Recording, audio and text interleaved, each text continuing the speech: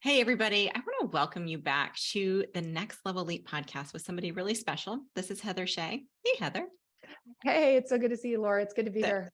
I know. So I'll share with everybody who's listening. We were like chatting for so long before we even started this podcast that I looked at the time. I was like, oh my God, I need to start recording. And I just hit record. So Heather is the founder and CEO of Atmana Academy. Hopefully I said that right. Yes. All right, cool. And you have such an interesting business. I can't wait to talk about it, dig into it, let our listeners know more about it. But tell me a little bit about what took you to today, which I know you had this sort of inciting incident with a year-long illness that helped you get to where you are today in business. Yeah. So I like to make fun of myself here. You know how people go, I didn't choose the gangster life. The gangster life chose me. Like I like to make fun of myself here because I'm like, are you going to start rapping? Because I would be here for that.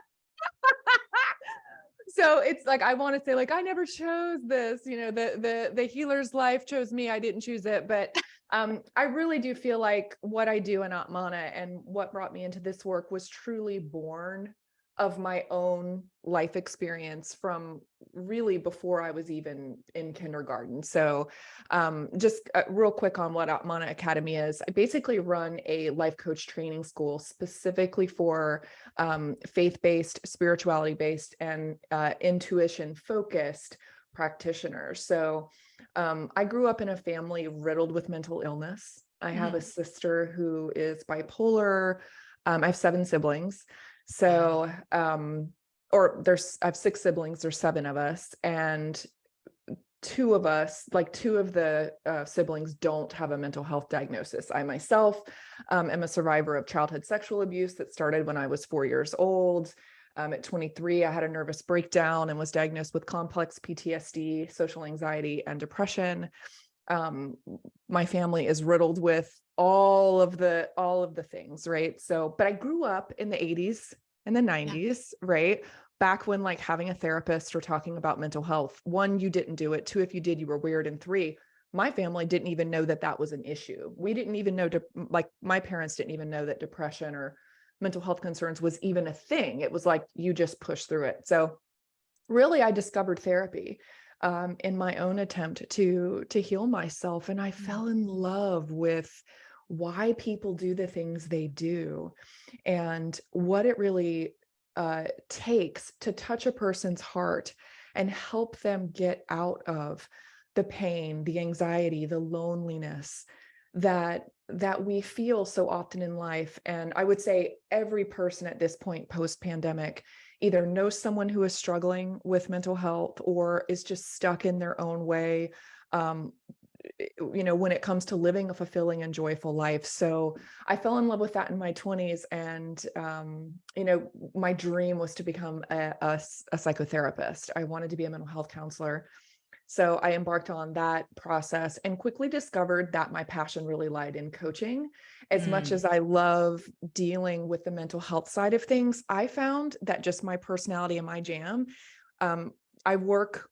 my gift is helping good people become great. So helping the coaches out there who want to help others, that's where I really shine. And then infusing intuition into it. So in 2012, I had a medical crisis that honestly damn near killed me. I was so sick for 5 years. I had a surgery a year for 5 years. All the Western medicine physicians were saying like, it's this, it's that. Nothing worked. I got conflicting opinions. And by 2012, I was so sick and nobody could really help me that it was quite honestly do or die. And I don't know if you're a woman of faith. I am. Yeah, I am. Okay. So I infuse and I use the word God. I know that triggers some people, but just whatever you conceive of a higher power. I am a woman of faith. I believe in a God, a person that loves us and that we can have a conversation and a relationship with. And so just in my desperation, I was in prayer, meditation, whatever you want to call it, one night, just like, I'm going to lose my life. I'm going to die. And I had this, what I can only really describe as a spiritual experience of connecting with the truth of who I am, really feeling my spirit in myself and getting real and honest with myself about what I want for my life and what my purpose is in the world. And lots of things happened on this night, but the next day I woke up out of this prayer meditation experience. Really, I had what scientists call a spontaneous remission. So quite literally overnight, I found myself well from this illness, has never come back. To this day, Oh my gosh. all are healed from it. It was like that overnight. It would take me forever to tell a story. So long story short, I experienced what the medical profession would call spontaneous remission. I mean, I went from, I couldn't walk, my legs, I was swelling with water, it just, all of the things, right, to overnight completely fine. And what I found after that was that I was far more sensitive towards people. I was already sensitive before, but I noticed that I could pick up on people's emotions and energy. And so in my coaching practice, I started noticing I had this kind of this extrasensory ability, and I was fascinated by it because it was so accurate. I could just sit and feel people's feelings. I would just know things. Impressions would come to my mind, or I'd see an image flash in my head. And I'm a big nerd. I believe in looking at the research. So I started investigating intuition and its ability in helping settings to really expedite the healing process in other people. And so fast forward to today, I founded Atmana Academy, which is training life coaches on how to use their intuition as a research supported skill for better results in their clients and in their own life. So I really feel like it's kind of stepping into the 21st century, the new world of really bridging, the mainstream with spirituality and helping us return to the wisdom of our hearts. And so it's a lot of fun. I love doing it. That's so amazing. What an incredible life experience you've had. Yeah. What an incredible experience that one moment was. I think, from a faith standpoint, I would always call that discernment, right? Yeah. With intuition, I think in a spiritual standpoint is discernment. And I think for so many of us, why do we ignore our discernment? Like, why do we brush it off, or why do we push through it? Or why do we think that, like, well, it's probably me. Right. Yeah, I think it's a brilliant question. I think we moved from like, if you study human history, human beings always understood that there was a spiritual reality for humans. We accepted that there was a non-physical spiritual reality. And then we moved into this materialistic paradigm, which I'm glad we did. Like, hey, modern science is awesome. Like, yay, penicillin. Like, I'm glad we stepped into the investigation of the material world. But I think what we've done is we were first here, right? Just this totally spiritual outlook on it, right? Denying the material, to now we're way over here on this sort of hedonistic, secular, if I can't see it, touch it, taste it, or smell it with my physical senses, it's not real. What I think we're doing right now is we're riding the ship and we're coming to the middle. We're saying, wait a minute, you know what? I think we're one part physical, but also we're one part animal, right? But one part divine. I think we're coming back to our own intrinsic knowing. I think the reason why we defer is because we're taught to, in this materialistic paradigm, we're taught, it's not right if consistency doesn't say so, or if common sense, or practical wisdom tells you that it isn't. So I think intuition, like you said, it's discernment, and it's being tapped into a source of wisdom and inspiration that might not make logical sense, but is nonetheless, when you learn how to listen and pay attention and really attenuate to the gift, which does come with practice, you are able to make accurate and reliable decisions that streamline your path to success. It's the number one business skill, period, end of story. The research shows that, hands down, that can improve your life and the life of everybody around you. I love this. And I love that you're saying this, because I think it applies to life coaches, but I think it applies to everybody in business, as you're saying. Yes. Because even within my programs and certification programs, I'm already thinking like, gosh, they could really use what you're teaching, because when people ask me how I'm a successful consultant, sometimes I can't even put my finger on it. It's like I can just sense what it is that's needed in that moment. And I can teach the toolbox, right? But sometimes I find that really hard to teach. So I'm just like so fascinated by how you've gone about this. when we were in the group, yeah, actually go ahead and comment on that. And then I want to ask you another question. So I love what you're saying there. So if you're a business owner and you're listening to this, like think about the scenario where you're working with a client, or it could be a company, right? If it's B2B or B2C, it doesn't matter. And your job is to help them overcome some type of problem and get to a specific goal. And they have all kinds of questions on how to get there, right? It's so multivariate in terms of the things that could go wrong, the obstacles that you've got in the way. And what do our clients always do? They look at us and they say, well, what would you do? What do you think? What's the answer, right? And the problem with that, it's not that you don't know as the business owner, you are an expert at what you do. You have built a successful business. If you're a marketing executive or, you know how to market. If you're whatever your zone of genius is, you know how to do it. But what you will never know, ever know is how that individual needs to do it in their way, according to what is going to work for them. Only that person has that answer. And so what I think a big thing that's missing in business is business owners learning how to teach their clients how to get answers for themselves. It's not, because you'll never be able to tell a person, oh, here, go do this. This is what's going to work. True success is something that's found within. And so I think intuition is the missing piece that every business owner, consultant, or coach should know how to help a person tap into that so that they get better results. It's because at the end of the day, we really can't give that to the person. We can give them systems and strategy, Right. but we can't apply it for that person. That person needs to apply it in the way that works for them. And that's a skill you can teach your client how to do. Right now, we just look at them and go, well, the results are on you. It's like, well, the results are on you, but also here's this skill. Let me teach you how to do this skill so that you can apply what I'm teaching you to yourself. Here's how you listen. This is so good and so important and so needed.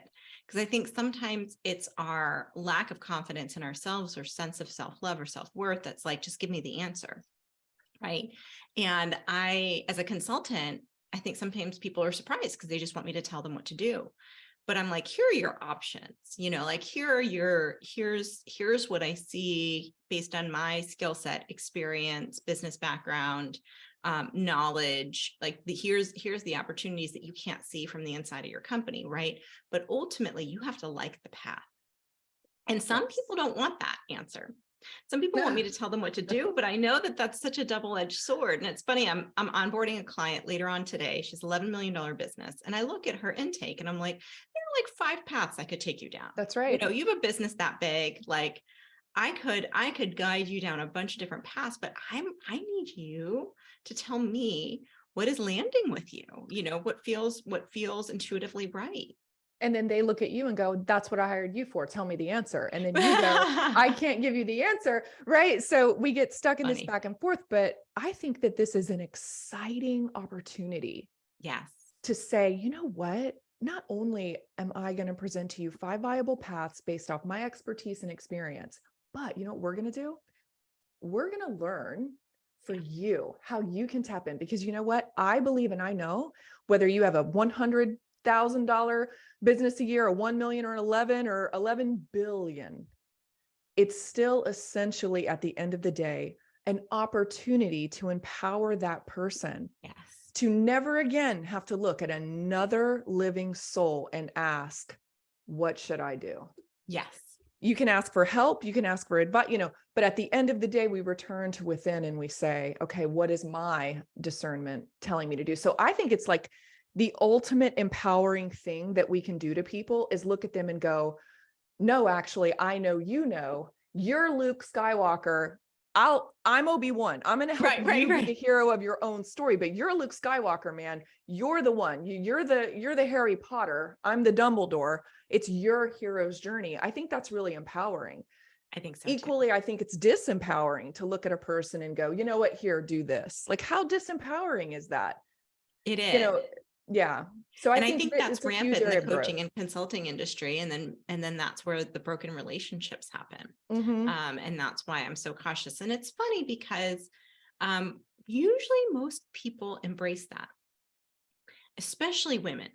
They're like, cool, this is a collaboration. Awesome. Right. And then every now and then when somebody's like, no, I really actually just wanted you to tell me what to do. Those never end well. And so I've learned, it's really interesting that you're saying this. I don't even think I had an awareness around it until this conversation. But what I know as we were chatting prior to recording, you were talking a little bit about your why, and I was curious about it, but I wanted to ask while we were recording, Oh, what is it that has shifted for you for your own why in doing this work? yeah, I think my first why, like when I began, my first why was I just want to help people return to the truth of who they are. I had Mm, grown up in such a dysfunctional environment. And through my own process of healing, which you're never done healing because you can always become better. You can always become more. But in my own process, I should say maybe of becoming well, I discovered that helping a person return to the truth of who they are, helping them to discover their, I guess we could maybe, it's so cliche now, but your authentic self. I like the term your higher self.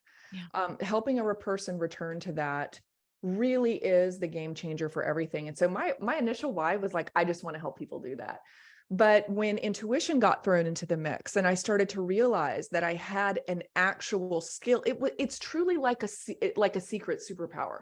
When you learn how to use it, when I discovered that, that's when I realized, oh my goodness, my why is to train an army of well-qualified coaches Mhm. at, and it's no matter what do you want to do, relationship coaching, business, career, life, it doesn't matter the type of coaching they do, to teach them the timeless coaching skills with the intuition infused in.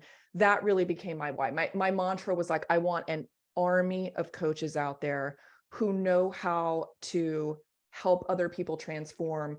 And really, I was inspired by seeing how broken mental health is. Mhm. Most of my friends are therapists. Most of my friends like come up out of that in the mental health realm. And let me tell Yeah. you what, ladies and gentlemen, these people are stressed out, Yeah. burned out. They are hamstrung by insurance companies. And the burden of like coaching really alleviates that burden. So some fun numbers, 20%, which it's probably more now because of the pandemic, but on average, 20 to 25% of Americans have a diagnosable mental illness, probably up Mm. to 30 now, pandemic. But 80% of Americans report needing help. 20% say, nah, I'm good. Okay. So that means that the difference between that, 30 to 80, all of those Wow. people are not people who need to see a therapist. They should be in with a well-trained life coach. Now, my background is in psychotherapy. I have a master's degree in clinical mental health counseling. So I'm a hybrid, right? I Yeah. truly have one foot in both worlds. So my mission then became to alleviate that mental health, get them in with a coach who you're at baseline functioning. Mental health counselors work with you're under functioning, they bring you to baseline. Coaches Right. work with baseline and above. So that became my why. It was first mental health, then it became no, oh no, no, no, no. My why is to help people in the coaching space. So I think that shift, it continually morphs and moves. I think my why now is really doubling down on the intuition. And I honestly Mm. can't say that I have it entirely figured out, other than I think it's moving into I want to train an army of intuition teachers. I actually want to equip people on how to train not just the coaching side, but the actual intuitive development piece. And I'm rolling out a program to start doing that this year. So I don't know, we'll see where it takes me, but I think that that's where it's moving. It's just hard, like hard into the intuition piece. That's so interesting. So let's Mhm, say somebody is at baseline mhm, and they're just like, they're functioning, they're fine, but they feel kind of blah, right? Like mhm. maybe, maybe they've healed from being below baseline in terms of mental health, or they've just always kind of functioned at like just steady state, right? Yeah, yeah. What are some of the things that take it from good to great? Like what are some of the activities and actions that really help people Yeah. move into that higher state? So the first thing that I notice in people when we're doing any type, and I really again, this is the timeless underlying things. It really applies to any situation.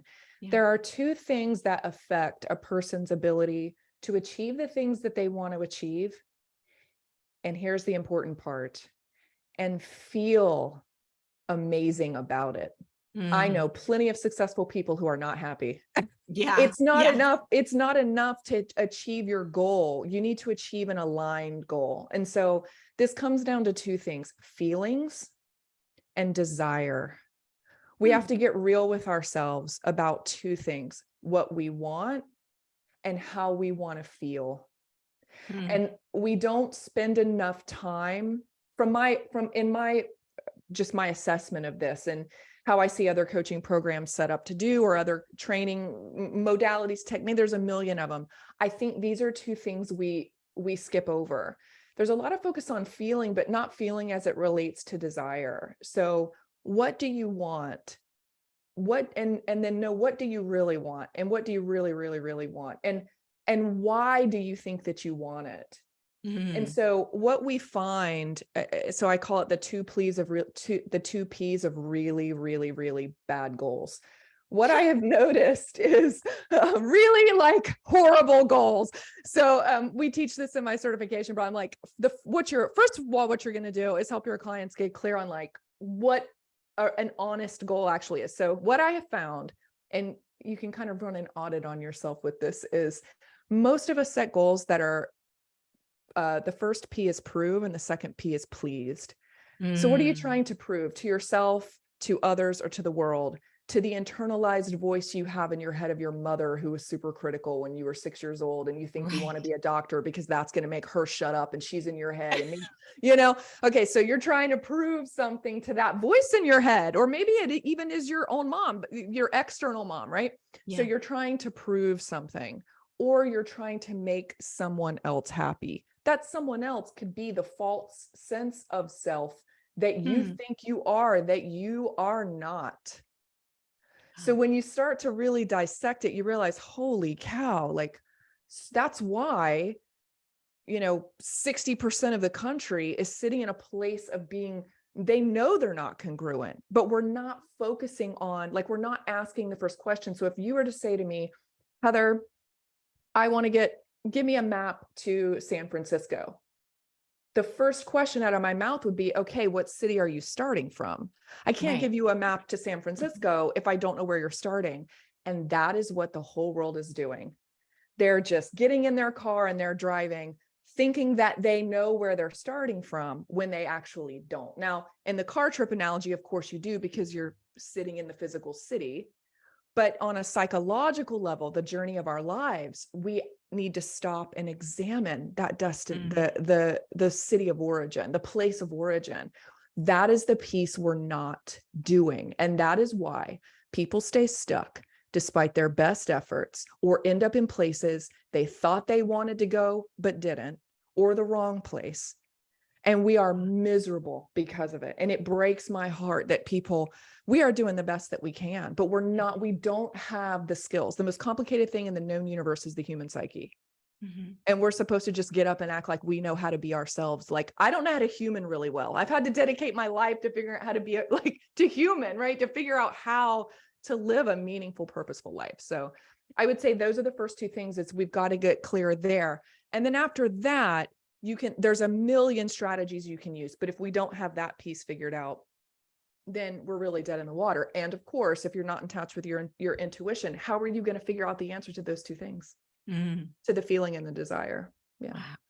That's awesome. That's fascinating. I hope that Mm-hmm. everybody who's listening was just taking notes, because I was Yeah. mesmerized and I can't wait to listen back to this.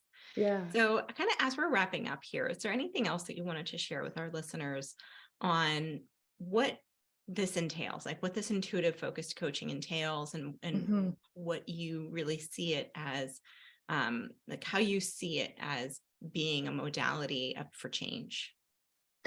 Yeah, I think if you're a person who you're sitting here and you're listening to this and you're like, dude, the intuition stuff is absolutely fascinating. A big question we have is people go, yeah, but is that something you can actually teach? So the first thing I want to say is it absolutely is. We actually teach a 6-step framework on how you do it. And most people go, get the hell out of here. And I say, no, really, I'm being serious. It actually does work. I have if you're watching on video, I love to pull this out because people are just like, really, can you really? And I'm like, yeah, this is just some of the research our program is based off of, right? Wow. I mean, this is all peer reviewed, right? So it is not the 1700s anymore. no one's going to come burn you at the stake. We know exactly how intuition works from an evidence-based perspective. So if you want to get started tapping into your intuition, start today and know that it's not a matter of belief. This is a real, valid, reliable skill. And I'll give you the first step. I'll give you a homework assignment if you want to get started with it. Start paying attention to I call it, the first step is inner awareness. I want you to check in a couple of times a day and ask yourself, how am I feeling right now?